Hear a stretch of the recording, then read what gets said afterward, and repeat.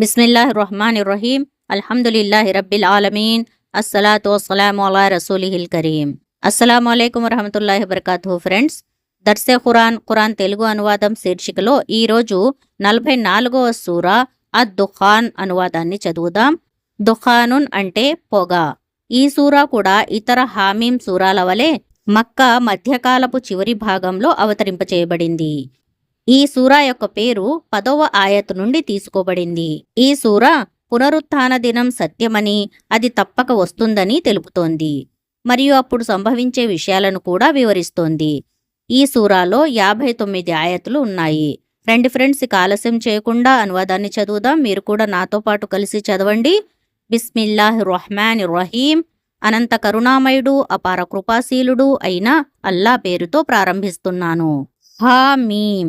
స్పష్టమైన ఈ గ్రంథం సాక్షిగా మేము దానిని ఎంతో మేలైన, అత్యంత శుభవంతమైన రాత్రివేళ అవతరింపచేశాము. ఎందుకంటే మేము ప్రజలను హెచ్చరించదలిచాము. ఆ రాత్రే ప్రతి విషయానికి సంబంధించిన వివేకవంతమైన నిర్ణయం మా ఆజ్ఞానుసారం జారీ అవుతుంది. మేము ఒక వస్తువును నీ ప్రభువు కారుణ్యంగా పంపాలనుకున్నాము. నిశ్చయంగా ఆయన మాత్రమే అన్నీ వినేవాడు, అన్నీ ఎరిగినవాడు. ఆకాశాలకు భూమికి ప్రభువు, భూమి ఆకాశాల మధ్య ఉన్న ప్రతి వస్తువునకు ప్రభువు. మీరు నిజంగా విశ్వాసులే అయితే ఈ విషయాన్ని గ్రహించండి. ఆయన తప్ప ఆరాధ్య దైవం ఎవ్వడూ లేడు. ఆయనే జీవితాన్ని ప్రసాదిస్తాడు, ఆయనే మరణాన్ని ఇస్తాడు. ఆయనే మీ ప్రభువు, గతించిన మీ పూర్వీకుల ప్రభువు. కాని వాస్తవంగా వారికి నమ్మకం లేదు. అయితే వారు శంకతో ఆడుకుంటున్నారు. సరే, స్పష్టమైన పొగను ఆకాశం తీసుకుని వచ్చే దినం కొరకు నిరీక్షించండి. అది ప్రజలను కమ్ముకుంటుంది. ఇదే వ్యధాభరితమైన శిక్ష. అప్పుడు వారు ఇలా అంటారు, ప్రభూ, ఈ శిక్షను మాపై నుండి తొలగించు. మేము విశ్వసిస్తున్నాము. వారి అశ్రద్ధ ఎలా దూరమవుతుంది? వారి వద్దకు సాక్షాత్తుగా ఒక ప్రవక్త వచ్చినప్పటికీ వారు అతని పట్ల శ్రద్ధ చూపలేదు సరికదా. పైగా ఇతను ఒక పిచ్చివాడు, ఇతరుల నుండి నేర్చుకున్నాడు అని అన్నారు. ఇలా ఉంది వారి పరిస్థితి. మేము శిక్షను కొంచెం తొలగిస్తే మీరు పూర్వం చేస్తూ ఉన్న దానినే మళ్లీ చేస్తారు. మేము గట్టి దెబ్బ కొట్టే ఆ రోజు మేము మీకు ప్రతీకారం చేసే రోజు అవుతుంది. మేము వారికి పూర్వం ఫిరౌన్ జాతి వారిని ఇటువంటి పరీక్షకే గురిచేశాము. వారి వద్దకు ఎంతో మర్యాదస్తుడైన ఒక ప్రవక్త వచ్చాడు. అతను ఇలా అన్నాడు, అల్లాహ్ సేవకులను నాకు అప్పగించండి. నేను మీ కొరకు వచ్చిన ఒక నమ్మకస్తుడనైన ప్రవక్తను. అల్లాహకు వ్యతిరేకంగా తిరుగుబాటు చేయకండి. నేను మీ ముందు నా నియామకానికి సంబంధించిన స్పష్టమైన ప్రమాణాన్ని ఉంచుతున్నాను. మీరు నా మీద దాడి చేయకుండా నేను మన ప్రభువు యొక్క శరణు పొందాను. ఒకవేళ మీరు నా మాట నమ్మకపోతే సరే, నా జోలికి మట్టుకు రాకండి. చివరకు అతను ఈ ప్రజలు అపరాధులు అని తన ప్రభువుతో చెప్పుకున్నాడు. ఇలా జవాబు ఇవ్వబడింది, మంచిది, రాత్రికి రాత్రే నా సేవకులను తీసుకుని బయలుదేరు. మిమ్మల్ని వెంటాడటం జరుగుతుంది. సముద్రాన్ని అది ఉన్న స్థితిలోనే విడిచిపెట్టు. అప్పుడు ఈ సైన్యం అంతా మునిగిపోతుంది. వారు ఎన్ని తోటలను, ఎన్ని నీటి బుగ్గలను, ఎన్ని పొలాలను, ఎన్ని అందమైన సౌధాలను వదిలి వెళ్లారు. వారు అనుభవిస్తూ ఉన్న విలాస వస్తువులు ఎన్నో వారి వెనుకనే ఉండిపోయాయి. ఇలా జరిగింది వారి ముగింపు. మేము ఇతరులను ఈ వస్తువులకు వారసులుగా చేశాము. తరువాత వారి కొరకు ఆకాశము విలపించలేదు, భూమి విలపించలేదు. వారికి కొద్దిపాటి వ్యవధి కూడా ఇవ్వబడలేదు. ఈ విధంగా మేము ఇశ్రాయేల్ సంతతి వారికి అత్యంత అవమానకరమైన శిక్ష నుండి, ఫిరౌన్ నుండి విమోచనం కలిగించాము. అతడు హద్దులు మీరిన వారిలో నిజంగానే అగ్రశ్రేణికి చెందినవాడు. వారి పరిస్థితిని ఎరిగి ఉండి కూడా వారికి ప్రపంచంలోని ఇతర జాతులపై ప్రాధాన్యమిచ్చాము. వారి కొరకు స్పష్టమైన పరీక్షగా సూచనలను వారికి చూపించాము. వారు ఇలా అంటారు, మాకు మా మొదటి మరణమే తప్ప తరువాత మరింకేమీ లేదు. దాని తరువాత మేము లేపబడేవారము కానే కాము. నీవు నిజమే పలుకుతున్నట్లయితే మా తాత ముత్తాతలను లేపి తీసుకురా. వారు మేలైనవారా లేక తుబ్బాజాతివారా, దానికి ముందువారా? వారు అపరాధులైపోయిన కారణంగానే మేము వారిని నాశనం చేశాము. ఈ ఆకాశాన్ని, ఈ భూమిని, వాటి మధ్య ఉన్న వస్తువులను మేము వినోదం కోసం సృష్టించలేదు సుమా. వాటిని మేము సత్యంతోనే సృష్టించాము.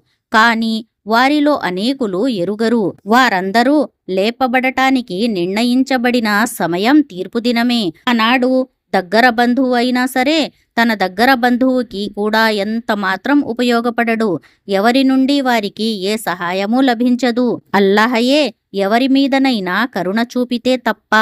ఆయన శక్తిమంతుడు, కరుణామయుడును. జక్కూం వృక్షం పాపాత్ములకు ఆహారమవుతుంది. అది నూనె మడ్డిలాగా ఉంటుంది. సలసల కాగే నీరు మాదిరిగా అది కడుపులో మసులుతూ ఉంటుంది. అతనిని పట్టుకోండి, నరకం మధ్యకు ఈడ్చుకుంటూ తీసుకువెళ్ళండి. వాడి తలమీద సలసల కాగే నీటి శిక్షను పొర్లించండి. నీవు గొప్ప బలవంతుడవు, గౌరవనీయుడవు అయిన మనిషివి. మీరు ఏ విషయం రాకను గురించి సందేహించేవారో ఆ విషయం ఇదే. దైవభీతి కలవారు శాంతి భద్రతల గల ప్రదేశంలో ఉంటారు. ఉద్యానవనాలలో, సెలయేళ్లలో సన్నని పట్టు వస్త్రాలు, జరీ వస్త్రాలు ధరించి ఒకరికొకరు ఎదురుగా కూర్చుండి ఉంటారు. ఇలా ఉంటుంది వారి దర్పం. పసిమిరంగు మేనులు, అందమైన విశాలమైన కళ్ళు గల స్త్రీలను వారికి ఇచ్చి వివాహం చేస్తాము. అక్కడ వారు రుచికరమైన అన్ని రకాల పదార్థాలను నిస్సంకోచంగా అడుగుతారు. అక్కడ వారు మరణాన్ని ఎన్నటికీ రుచి చూడరు. ప్రపంచంలో చచ్చిన మరణమే మరణం. అల్లా తన కృపతో వారిని నరకశిక్ష నుండి కాపాడుతాడు. ఇదే గొప్ప సాఫల్యం. ప్రవక్త, వారు హితబోధ పొందటానికి మేము ఈ గ్రంథాన్ని నీ భాషలో సరళం చేశాము. ఇక నీవు కూడా నిరీక్షించు. వారు కూడా నిరీక్షిస్తున్నారు. అల్హమ్దులిల్లా. ఇంతటితో సూర దుఖాన్ యొక్క అనువాదం పూర్తి అయినది. ఇప్పుడు 45వ సూర అల్ జాసియా అనువాదాన్ని చదువుదాం. జాసియతున్ అంటే భక్తితో మోకరిల్లటం, కూలబడటం. ఇది సూరహ దుఖాన్ తరువాత అవతరింపచేయబడింది. దీని పేరు 28వ ఆయత్ నుంచి వచ్చింది. మానవులంతా పునరుత్థాన దినమున నమ్రతతో అల్లాహ్ ముందు మోకరిల్లుతారు. హామీం సూరాలలో ఇది 6వది. ఈ సూరా మక్కాలో అవతరింపచేయబడింది. ఇందులో 37 ఆయతులు ఉన్నాయి. రండి ఫ్రెండ్, ఇంకా ఆలస్యం చేయకుండా ఈ సూరా యొక్క అనువాదం కూడా చదువుదాం. మీరు కూడా నాతో పాటు కలిసి చదవండి. బిస్మిల్లాహిర్ రహ్మానిర్ రహీం. అనంత కరుణామయుడు, అపార కృపాశీలుడు అయిన అల్లాహ్ పేరుతో ప్రారంభిస్తున్నాను. హామీం. ఈ గ్రంథం శక్తిమంతుడు, వివేకవంతుడు అయిన అల్లాహ్ తరపు నుండి అవతరించింది. వాస్తవంగానే విశ్వాసుల కొరకు ఆకాశాలలోనూ భూమిలోనూ అసంఖ్యాకమైన సూచనలు ఉన్నాయి. మిమ్మల్ని సృష్టించటంలోనూ అల్లాహ్ భూమిలో వ్యాపింపచేస్తూ ఉన్నటువంటి జంతువులలోనూ నమ్మేవారి కొరకు గొప్ప సూచనలు ఉన్నాయి. రేయింబవళ్ల మధ్య ఉన్న వ్యత్యాసంలో, వ్యతిరేకతలో, ఆకాశం నుండి అల్లాహ్ అవతరింపచేస్తున్న ఆహారంలో, దాని ద్వారా ఆయన మృతభూమిని బ్రతికిస్తాడు. వాయువుల పరిభ్రమణంలో బుద్ధిని ఉపయోగించే వారికి ఎన్నో సూచనలు ఉన్నాయి. ఇవన్నీ అల్లాహ్ సూచనలు. మేము వాటిని నీకు యథాతథంగా వివరిస్తున్నాము. ఇక అసలు వారు అల్లాను, ఆయన వాక్యాలను కాక మరే విషయాన్ని విశ్వసిస్తారు? అసత్యవాది, దుష్కార్యపరుడు అయిన ప్రతి వ్యక్తి సర్వనాశనమవుతాడు. అతడి ముందు అల్లాహ్ వాక్యాలు పఠించబడతాయి. వాటిని అతడు వింటాడు. ఆ తరువాత అతడు వాటిని ఎన్నడూ విననివాని మాదిరిగా అహంభావంతో తన తిరస్కార వైఖరిపై మొండిగా ఉండిపోతాడు. అటువంటి వ్యక్తికి అత్యంత బాధాకరమైన శిక్ష పడుతుందనే శుభవార్తను వినిపించు. మా వాక్యాలకు సంబంధించిన విషయం ఏదైనా అతడికి తెలిసినప్పుడు దానిని అతడు ఎగతాళి చేస్తాడు. అటువంటి వారందరికీ అవమానకరమైన శిక్ష పడుతుంది. వారి ముందు నరకం ఉన్నది. వారు ప్రపంచంలో సముపార్జించుకున్న దానిలో ఏదీ వారికి ఏ విధంగానూ పనికిరాదు. అల్లాను కాదని వారు తమ సంరక్షకులుగా చేసుకున్న వారు సైతం వారి కొరకు ఏమీ చేయలేరు. వారి కొరకు పెద్ద యాతన ఉన్నది. ఈ ఖురాను పూర్తిగా మార్గదర్శకత్వమే. తమ ప్రభువు వాక్యాలను విశ్వసించకుండా తిరస్కరించిన వారికి వ్యధాభరితమైన పెద్ద శిక్ష పడుతుంది. సముద్రాన్ని మీకు వశపరిచినవాడు అల్లాహే కదా. ఆయన ఆదేశానుసారం అందులో ఓడలు ప్రయాణం చేయటానికి, మీరు ఆయన అనుగ్రహాన్ని అన్వేషించటానికి, కృతజ్ఞులు కావటానికి భూమిలోని ఆకాశాలలోని సకల వస్తువులను ఆయన మీకు వశపరిచాడు. ఇదంతా తన వద్ద నుండే. ఆలోచనాపరులకు ఇందులో గొప్ప సూచనలు ఉన్నాయి. ప్రవక్త, విశ్వాసులతో ఇలా అను: అల్లా తరపు నుండి చెడ్డ రోజులు వస్తాయని భయపడని వారి చేష్టలను క్షమించండి. స్వయంగా అల్లా ఒక వర్గం వారికి వారి సంపాదనకు ప్రతిఫలం ఇవ్వటానికి, సత్కార్యం చేసేవాడు దానిని తన కొరకే చేసుకుంటాడు, దుష్కార్యం చేసేవాడు తానే దాని ఫలితాన్ని అనుభవిస్తాడు. తరువాత అందరూ తమ ప్రభువు వైపునకే మరలిపోతారు. పూర్వం మేము ఇశ్రాయిల్ సంతతి వారికి గ్రంథాన్ని, ఆజ్ఞను, ప్రవక్త పదవిని ప్రసాదించాము. వారికి మేము మంచి జీవన సామాగ్రిని అనుగ్రహించాము. ప్రపంచంలోని ప్రజలందరిపై వారికి ఘనతను దయచేశాము. ధర్మం విషయంలో వారికి స్పష్టమైన ఉపదేశాలను ఇచ్చాము. తరువాత వారి మధ్య తలెత్తిన విభేదాలు తెలియకపోవటం వల్ల కాదు, కానీ జ్ఞానం వచ్చిన తరువాతనే తలెత్తాయి. వారు ఒకరికొకరు అన్యాయం చేయదలుచుకున్న కారణంగానే తలెత్తాయి. ప్రళయం నాడు అల్లా వారు విభేదిస్తూ ఉన్న వ్యవహారాలను గురించి తీర్పు చెబుతాడు. అప్పుడు ప్రవక్త, మేము నిన్ను ధర్మం విషయంలో ఒక స్పష్టమైన రాజమార్గంపై అంటే షరియత్తుపై స్థిరపరిచాము కనుక నీవు దానిపై మాత్రమే నడువు. జ్ఞానహీనుల కోరికలను అనుసరించకు. అల్లాహకు ప్రతిగా వారు నీకు ఏ మాత్రం ఉపయోగపడరు. దుర్మార్గులు ఒకరికొకరు సహాయకులు. భయభక్తులు కలవారి సహాయకుడు అల్లాహ. దూరదృష్టితో నిండి ఉన్న ఈ కాంతులు ప్రజలందరి కొరకు. నమ్మేవారికి ఇవి మార్గదర్శకత్వం, కారుణ్యమును. చెడులకు పాల్పడిన వారు, తమను విశ్వసించి మంచి పనులు చేసే వారిని మేము సమానంగా చేస్తామని, వారి జీవన్మరణాలు ఒకే విధంగా ఉండేలా చేస్తామని అనుకుంటున్నారా? వారు చేసే నిర్ణయాలు చాలా చెడ్డవి. అల్లా ఆకాశాలను, భూమిని సత్యంతో సృజించాడు. ప్రతి ప్రాణికి దాని సంపాదన ప్రకారం ప్రతిఫలం ఇవ్వాలని సృజించాడు. ప్రజలకు అన్యాయం ఎంతమాత్రం జరగదు. తన మనోవాంఛలను తన దేవుడుగా చేసుకున్న వ్యక్తి స్థితిని గురించి కూడా నీవు ఎప్పుడైనా ఆలోచించావా?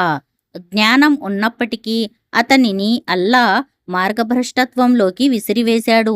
అతని హృదయం మీద, చెవుల మీద ముద్ర వేశాడు. అతని కళ్లకు తెరవేశాడు. ఇక అల్లా తప్ప అతనికి మార్గం చూపేవాడెవడున్నాడు? మీరు గుణపాఠాన్ని నేర్చుకోరా? వారు ఇలా అంటారు: జీవితం అంటే కేవలం మన ఈ ప్రాపంచిక జీవితం మాత్రమే. ఇక్కడే మన మరణం, ఇక్కడే మన జీవనం.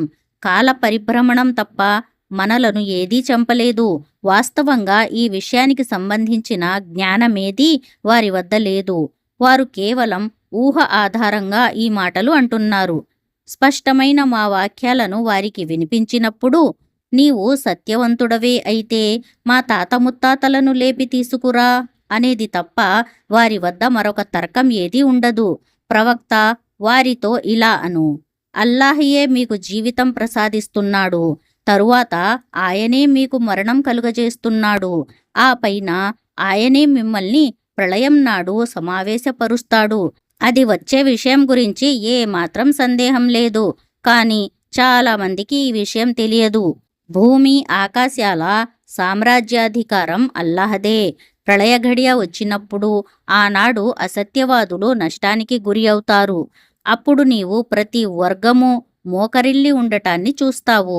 వచ్చి తన కర్మల పత్రాన్ని చూడవలసినదిగా ప్రతి వర్గాన్ని పిలవటం జరుగుతుంది. వారితో ఇలా అనబడుతుంది: ఈనాడు మీకు మీరు చేసిన కర్మలకు ప్రతిఫలం ఇవ్వబడుతుంది. ఇది మేము తయారు చేయించిన కర్మల పత్రం. అది మీ విషయంలో జరిగింది జరిగినట్లుగా సాక్ష్యమిస్తుంది. మీరు చేస్తూ ఉండినదంతా మేము వ్రాయిస్తూ పోయాము. విశ్వసించి మంచి పనులు చేస్తూ ఉండిన వారిని వారి ప్రభువు తన కారుణ్యంలోకి ప్రవేశింపచేస్తాడు. అసలు స్పష్టమైన సాఫల్యం అంటే ఇదే. అవిశ్వాసులైపోయిన వారితో ఇలా అనబడుతుంది: నా వాక్యాలు మీకు వినిపించబడుతూ ఉండలేదా? కానీ మీరు అహంభావానికి వశులై అపరాధులైపోయారు. అల్లాహ్ వాగ్దానం సత్యమైనదని, ప్రళయం వచ్చే విషయం గురించి ఏ మాత్రం సందేహం లేదని అనబడినప్పుడు మీరు ప్రళయం అంటే ఏమిటో మాకు తెలియదు, మేము కేవలం అనుమానాస్పదమైన విషయంగానే తలుస్తాము, మాకు నమ్మకం లేదు అని అనేవారు. అప్పుడు వారికి తమ కర్మల కీడులు ఏమిటో ప్రస్ఫుటమవుతాయి. వారు తాము ఎగతాళి చేసిన దాని యొక్క వలయంలోనే చిక్కుకుపోతారు. వారితో ఇలా అనటం జరుగుతుంది, మీరు ఈనాటి సమావేశాన్ని మరిచిపోయిన విధంగానే మేము కూడా ఈనాడు మిమ్మల్ని మరిచిపోతాము. మీ నివాసం ఇక నరకమే. మీకు సహాయం చేసేవాడెవడూ లేడు. మీరు అల్లాహ్ వాక్యాలను పరిహాసంగా తీసుకోవటం వల్ల, ప్రాపంచిక జీవితం మిమ్మల్ని మోసానికి గురిచేయటం వల్ల మీ గతి ఇలా అయింది. కనుక ఈనాడు వారిని నరకం నుండి బయటకు తీయటమూ జరగదు. క్షమాభిక్షను అనుగ్రహించు అని వేడుకొని మీ ప్రభువును ప్రసన్నుడుగా చేసుకోండి అని వారికి చెప్పటమూ జరుగదు. కనుక అల్లాహ్ మాత్రమే స్తుతిపాత్రుడు. ఆయన భూమికి ఆకాశాలకు ప్రభువు, సకల లోకాలకు ప్రభువు. భూమి ఆకాశాలలో ఘనత ఆయనకు మాత్రమే చెందుతుంది. శక్తిమంతుడు, వివేకవంతుడు ఆయన మాత్రమే. అల్హమ్దులిల్లా. ఇంతటితో ఈ సూరహ యొక్క అనువాదం పూర్తి అయినది. యా అల్లాహ్, ప్రళయ దినం నాడు మా కర్మల పత్రాన్ని మా కుడి చేతికి అందించు. మమ్మల్ని మన్నించు. మమ్ములను స్వర్గంలోనికి ప్రవేశింపచేయి. ఆమీన్ యా రబ్బుల్ ఆలమీన్. ఫ్రెండ్స్, మీకు మా ఈ వీడియో నచ్చినట్లయితే లైక్ చేయండి, షేర్ చేయండి. మరిన్ని ఇలాంటి వీడియోస్ కొరకు ఖురాన్ వెలుగు ఛానల్ని సబ్స్క్రైబ్ చేయండి. జజాకుముల్లాహు ఖైరన్ కసీరా. అస్సలాము అలైకుం వరహమతుల్లాహి వబరకాతుహు.